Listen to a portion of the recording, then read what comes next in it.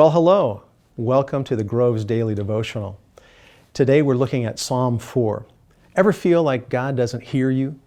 Well, you're not alone in that. Listen to what David says in verse 1. Answer me when I call to you, O my righteous God. Give me relief in my distress. Be merciful to me and hear my prayer. David felt that way too. And David then laments, how long will you let man turn your glory into shame? You can hear his frustration, and God understands David's frustration. And he says to him, but I've set apart godly people for myself, and I hear their prayers.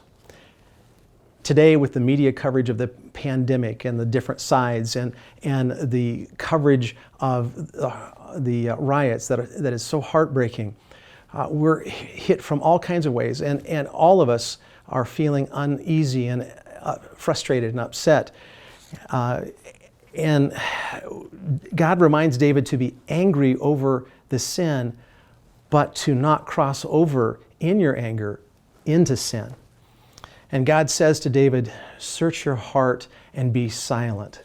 That's a good word for us today, because it's in the silence that we can hear God's still small voice in his whisper.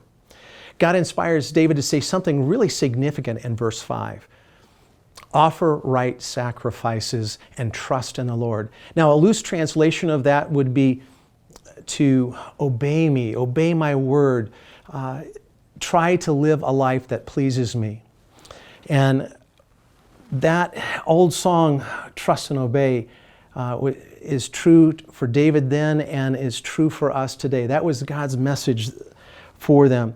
And when we trust and obey, or at least try to do that, that's when God hears. That's when he works. That's when he blesses. That's when God does what only God can do.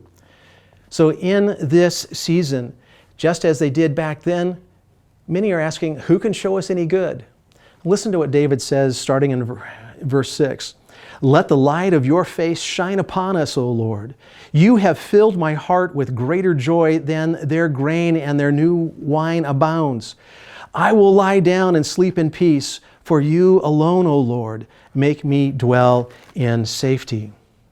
So let God's face shine upon you. Let him fill you with his joy. Let him give you the rest of his peace and allow you to dwell in his safety.